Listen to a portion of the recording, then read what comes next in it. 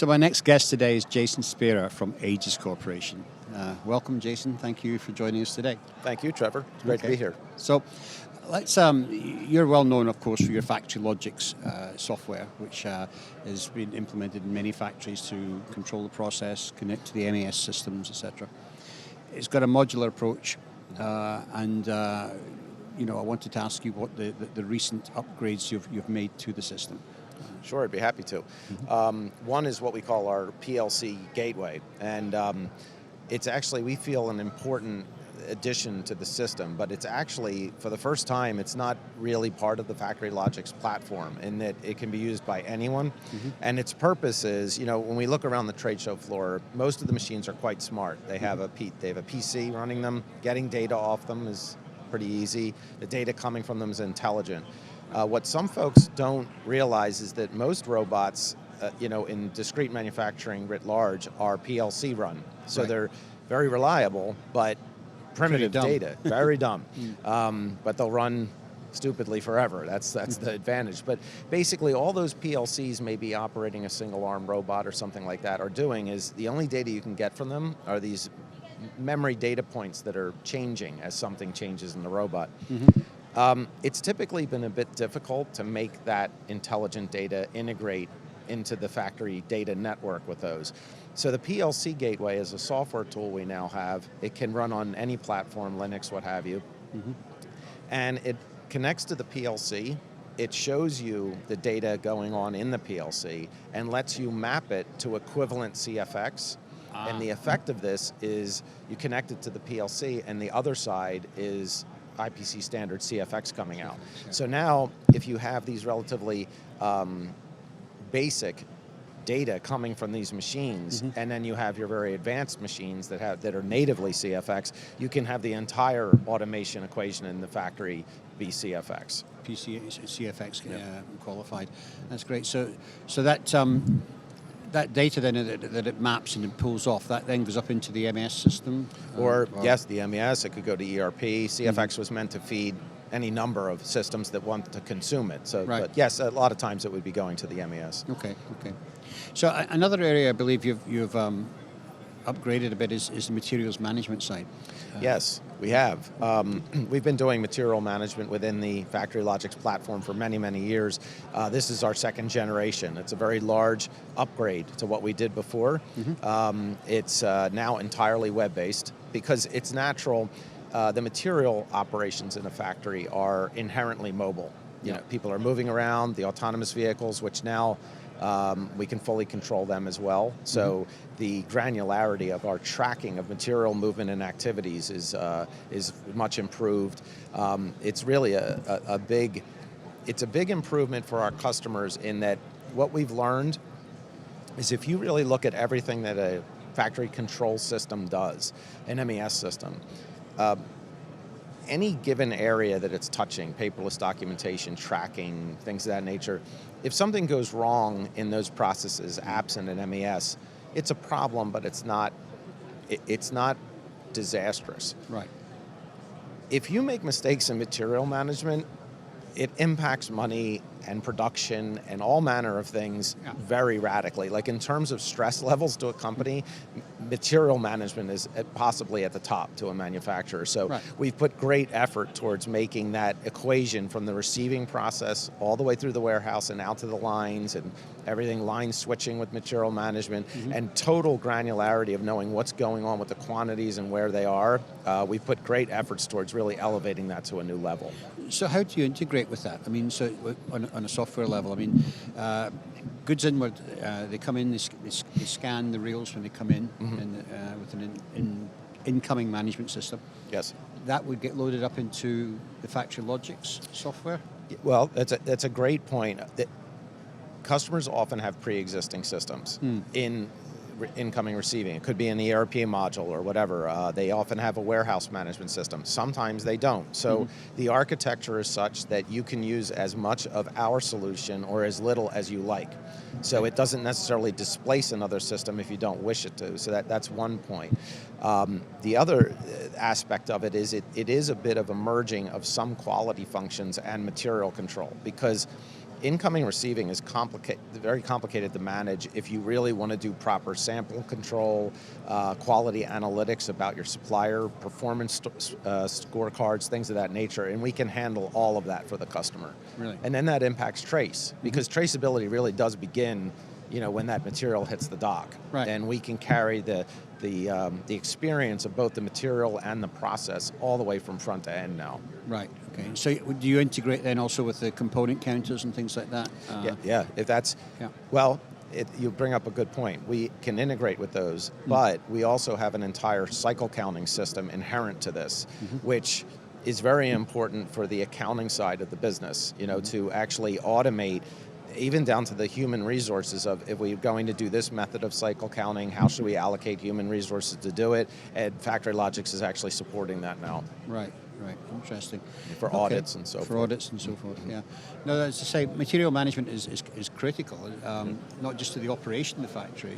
I mean, it also reduces machine downtime when it's managed properly, and all sorts of things which bring significant productivity gains. And it's also very easy to map return on investment in these types of technologies, because you've highlighted a very key one.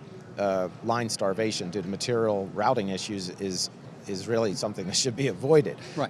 Another one is the fact that people have bloated inventory because they don't have granular control. So if you imagine with our system switching the push-based material model, where you just stack up how many you think you need and you roll it out to the point of use, we invert that to the lean model, where it's literally driving pull back to the warehouse based on actual consumption at an exact point. Right. So you're only propagating the flow of materials at the moment it's needed. So if conditions change, you emergency line switch to a different work order or something, you don't just have all this extra material all over operations that is sitting on the balance sheet for no reason. We can get it down to the bare minimum of materials on hand without having line starvation. Right. I mean, it's an interesting area altogether. I mean, and it's one of the areas that's been growing a lot, is the materials management systems that you see in the floor with the storage towers, the component counters, etc. But it's still in its infancy. It's only maybe 10% rollout so far in factories from what we can make out. I have often wondered, though, whether that should go a stage further and link back to the supply chain systems like CalcuQuote or these guys who have got APIs into some of the component suppliers, so that you're getting full visibility of the supply chain. Absolutely, and that's why we like to keep our systems completely open, because I believe you're absolutely right. Everything we know about what's going on in the factory certainly makes operations better, but there's another issue, which is the long-term logistical planning, all the way back to the core suppliers and so forth, and then, like you said, CalcuQuote, the ability to query all that. So we become a data provider to those systems. We don't extend beyond the operation walls into that, but we're always... In fact, I'm not sure there's a single platform in the world of ours that isn't integrated with ERP for those types of material and many other data points. Right. So, it's a fascinating area, Jason, but and it's evolving all the time. And, before we started today, we were talking about some amazing systems that have been coming onto the market or have been talked about through Gartner. Perhaps you can elaborate on these. Yeah, it's actually pretty exciting, because I tend to think personally that it's going to be the next big thing in software, and not just like a new software product, more of a kind of a paradigm. And what it is Gartner's spoken extensively about. First, I'll speak to the business side, is that there's a belief that it's called the composable enterprise. It's a fancy term, but basically, and I'm summarizing tremendously here, but it's that our current way of building out your business is really often around, we have our strategic plan, our vision, we're going to construct the operation so it achieves and executes that with the minimum of disruption, and it tends to be a bit averse to change, because that runs counter to the plan, right? The belief is, with what's happened in the world with the speed of change, COVID, we have to look at this differently in the way we build our companies, that the company needs to be architected not around this plan so much, but actually to welcome change and structurally lives like that it can adapt immediately and likes adapting to new conditions. Right. So having said that's the business idea of composability, you might ask, well, what does this have to do with technology and why am I talking about? Well, if you think further, it really does, because monolithic enterprise apps are quite far conceptually from supporting that composability, right? Yeah, they're quite rigid. They're a bit rigid. And when you want to change them, the tradition has been, well, okay, I have to go to the vendor or I have to go to an integrator, and then I'm 6 months or whatever, and I change it for that one condition. But composability assumes that the change is happening almost every day. So software, as it exists largely today, isn't very good at handling that. No. So then it comes to the composable technologies, where the thought is software has to evolve to the point where it can change as fast as that organization does, which means the GUI, the way it operates, the experience the operators have, or just business people, whomever's using the software system, it can change as rapidly as conditions are. It's not the same system every day that you've been using. It's actually morphing, but it's not done through armies of engineers. It's architecturally capable of doing that, and that's really, I think, very exciting. Right. I'm just trying to get my head around how you would construct that. I mean, there's so much in it. I totally understand the use case. We had a situation just before COVID there where the number of new designs that were coming in and getting approved and for new product introduction were growing at an alarming rate. I mean, I think actually Siemens came out with a number. They said that of their client base, it had increased in the last 12 months by 272%. Wow. I mean, it's just ridiculous. So we were getting to a stage where we were finding it hard to cope with the reduced lead times and time to market and all the rest of it. COVID slowed that down a bit. And gave us, in some ways, time to catch our breath. But now we're ramping back up again. Correct. And we can see it all over. The applications in electronics is exploding exponentially. So we are going to need systems that are going to be able to be very adaptable, and agile, and quick to change. But I mean, how? I haven't a clue how you would start making that happen. Well, there's a lot of engineers, and I believe it's a journey technologically. Like, for example, our system already has elements of this, but there's a goal, which I've been using the term the Holy Grail, where the fully composable architecture is this idea that you will have a framework of your software that it effectively orchestrates calling upon capabilities of a variety of software in a very seamless manner. And that's the end point. Right now, what we're looking at is, we call it citizen personalization, meaning you can, the user or the engineers in the factory can modify the software themselves without being coders, without writing scripting, like literally change the behavior and the look of the software.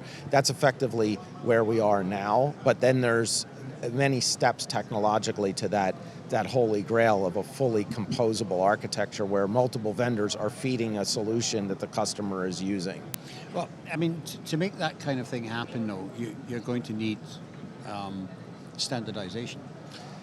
You do, and there's, in the back-end technologies that are being used now, which are really remarkable, the server-side technologies that are available now, some of that is occurring, and it's the frameworks of these things are already taking form in the world in the back-end technology. So it is possible now. It's just going to be a journey towards it. Right. Yeah, but I mean, for all softwares to be compatible or interlinkable with each other, there's going to have to be a standard that somebody makes up, that everybody adheres to. Well, there are the concepts that we use already today, the APIs that are on most proper software systems. They're not necessarily, well, the technology is standardized, but what they're exposing is more discovered. So you can interoperate. In fact, today, we're almost constantly using software that's interoperating with other software from different vendors. We just don't see it. Right. Well, I look forward to seeing the results of some of that Yeah. as we go forward. But it's always great to catch up with you, Jason, and look at the continuous improvement of Aegis. Thanks very much. It's always a pleasure. Thanks, Trevor. Thank you.